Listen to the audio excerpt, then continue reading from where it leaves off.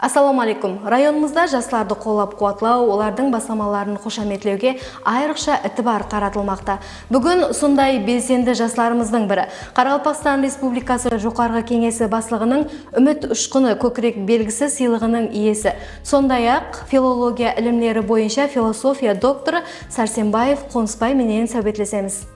Ассаламу алейкум, Қонысбай. Ассаламу алейкум.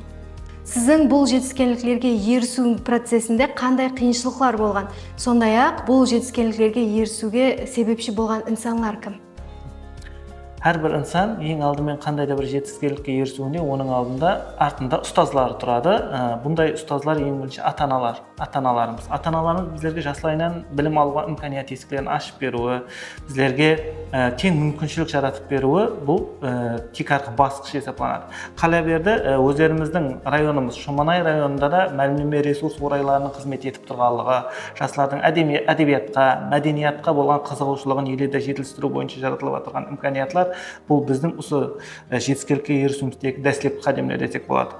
Қарақалпақстан Республикасы Жоғарғы Кеңесінің басшылығы тарапынан жүзеге үміт ұшқыны көкірек белгісімен сыйлықтануымыз бұл азғантай ниетіміздің біздің келешекте елде бұндан ilhamlanып жұмыс істесін, бұндан да жоғары мәртебелерге ерісін деген сенімді білдіргені деп ойлаймын. Келешекте алдыңызға қойған мақсат һәм режелеріңіз хақында айтып өтсеңіз.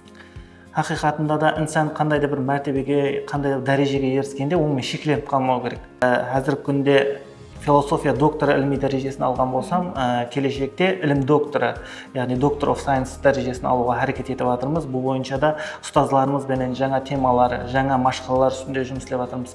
Қала берсе, жастарда білім алудағы машқаларды анықтап, бұл бойынша арнаулы іздестіру жұмыстарын алып бармақтамыз. Қонысбай, сіздің келешектегі іліми дөретушілік жұмыстарыңызда тасқын табыстар тілейміз. Сіз сияқты жетіскенліктерге еріспекші болған жастарға қандай маслихат берген болар едіңіз? Өлім бар, рахмет тілектеріңіз үшін. Жастарға маслихатым өзіне қызығатұғын тарауды дұрыс таңлап алу керек деп ойлаймын. Инсан екі нәрсе таңлауда адаспау керек дейді ғой. Соның біреуі кәсіп. Соның үшін ең бірінші өзінің қызығатұғын тарауын анықтап алу керек деп ойлаймын.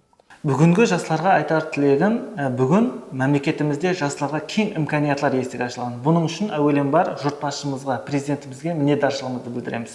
Өйткені президентіміз бүгінгі күнде жастарға кең имканиятлар жаратып беріп жатыр. Бұның тек айқын дәлелі сипатында мемлекетіміз жастарының шетелге барып білім алып келуі, шетелдермен шартнамаларды орнатуы, Қытай, Германия сияқты рауажланған мемлекеттерде білім алып келіп, өздерінің тәжірибелерін ерлі де арттырып жатыр.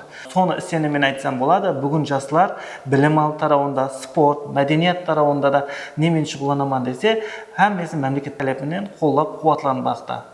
Хақиқатында да бүгінгі күнде елімізде жастар үшін жаратылған имканиятлардың саны бір қанша.